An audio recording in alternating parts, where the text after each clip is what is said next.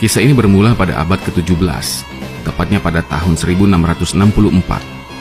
Sebanyak kira-kira 250 orang Makassar, laki-laki, perempuan dan anak-anak, berlayar meninggalkan tanah Goa. 3 tahun menetap di Jawa, Daeng Mangale kemudian pindah ke daratan Siam.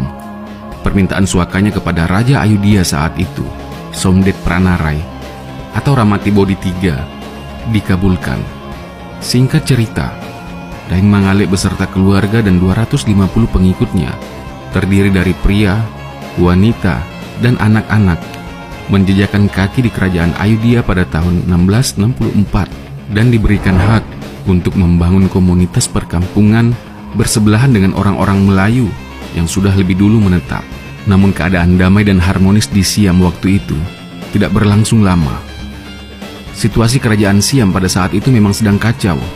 Legitimasi dari Raja Pranarai sedang terancam kudeta dan pemberontakan, termasuk beredarnya rumor tentang adanya persekongkolan dari bangsa imigran Melayu yang Muslim dengan pihak oposisi yang ingin mengkudeta sang raja. Saat itu, orang Melayu dan Champa merencanakan pemberontakan terhadap Raja Narai. Rencana pemberontakan ini diketahui oleh Pangeran Makassar, Daeng Mangale.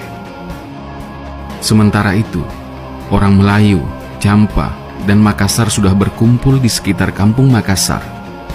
Tetapi, di antara mereka yang berkumpul malam itu, 300 orang Melayu saat itu tidak setuju dengan pemberontakan.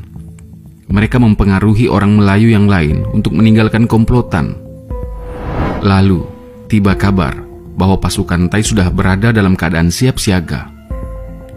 Rencana pemberontakan pun gagal.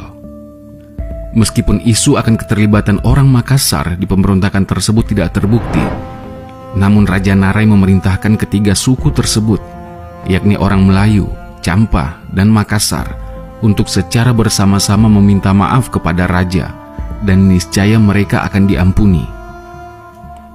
Setelah pemberontakan gagal, Raja memerintahkan Perdana Menteri Paulkon menyampaikan pesan kepada orang Melayu, Champa, dan Makassar supaya dalam waktu 4 hari mereka datang menghadap untuk mengakui kesalahan dan melaporkan nama-nama anggota komplotan mereka.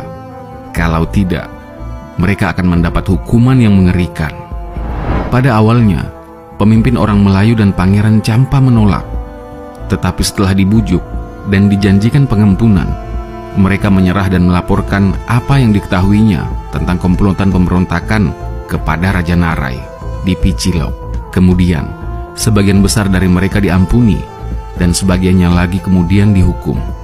Hanya Daeng Mangale yang menolak menghadap raja. Katanya, "Saya tidak pernah mau berontak. Kesalahan saya hanyalah karena tidak melaporkan pemberontakan yang direncanakan oleh orang Melayu dan Champa.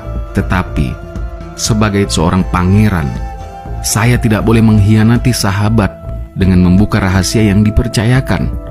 Karena itu, tidak patut saya merendahkan diri dengan datang minta ampun kepada raja." Penolakan Daeng Mangale menjadikan suasana menjadi tegang, dan kedua belah pihak siap menghadapi perang. Saat keadaan semakin memanas, sebuah perahu pinisi yang membawa barang dagangan serta bingkisan dari Raja Goa untuk Daeng Mangale tiba di Ayodhya. Rencana Perdana Menteri Constance Paulkon untuk menyerang Daeng Mangale ditunda. Meskipun awak pinisi itu hanya 50-an orang, tetapi dalam pemikiran Perdana Menteri Paulkon, pinisi itu adalah bagian dari armada Karaeng Galesong yang terkenal ketangguhannya. Kalau Daeng Mangale diserang pada saat itu, meskipun awak pinisi itu hanya 50-an orang, ketangguhannya tetap saja memberikan kekuatan tambahan kepada Daeng Mangale, yang tentunya akan merepotkan. Sesudah dagangan habis dijual, nahkoda perahu pinisi itu meminta pas jalan untuk meninggalkan Ayodhya. Dan pada saat itu juga, nahkoda perahu pinisi menerima pas jalannya.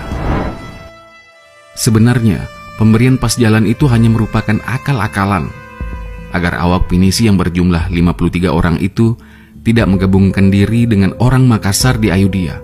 Namun juga pinisi itu pun tidak boleh meninggalkan Thailand karena khawatir mereka akan datang kembali dengan bala bantuan yang lebih banyak untuk membantu Daeng Mangale. Paulkon kemudian mengeluarkan perintah kepada Kapten Forbin seorang perwira berkebangsaan Prancis, untuk menahan perahu pinisi itu setibanya di benteng Bangkok dengan merintangi rantai di sepanjang sungai. Setelah melihat sungai ditutup dengan rantai, nahkoda pinisi turun ke darat bersama 7 awak perahu untuk bertemu dengan komandan benteng. Kapten Forbin menerima dan menjamu mereka dengan hormat di ruangan makan para perwira, sembari memeriksa pas jalan mereka. Kapten Forbin menerima permintaan nahkoda pinisi untuk tetap membawa senjata mereka dengan pertimbangan pasukan di sekelilingnya cukup banyak dan semua bersenjata api. Kemudian, nahkoda mengirim 2 temannya untuk memanggil awak pinisi naik ke darat. Forbin kemudian memerintahkan kepada seorang ajudan bangsa Portugis agar para awak pinisi lainnya menunggu di luar. Senjatanya disita, lalu ditangkap. Secara kebetulan, perwira yang ditugasi Kapten Forbin kebetulan lahir di Asia. Ia menjelaskan kepada Kapten Forbin bahwa perintah itu tidak mungkin bisa dilaksanakan, karena menurut pengalamannya, orang Makassar tidak akan bisa dikuasai, kecuali dibunuh. Namun Kapten Forbin tidak percaya, sehingga perintahnya tetap mesti dijalankan. 46 orang yang hanya bersenjatakan pisau dan tombak tidak mungkin mampu menahan serangan serdadu yang bersenjata bedil, ucap Forbin. Sementara itu di dalam benteng, Kapten Forbin lalu memerintahkan 20 serdadu Thailand untuk mengepung dan menangkap nahkoda beserta temannya yang sedang menunggu di dalam. Dengan ramah, Kapten Forbin lalu menemui nahkoda dan temannya. Kapten Forbin lalu memberitahukan bahwa dia diperintahkan untuk menahan mereka. Mendengar perkataan ini, ke-6 orang Makassar serentak menghunus badik mereka, lalu mengamuk. Penerjemah dan 6 perwira Thailand yang ada di dalam ruangan itu terbunuh.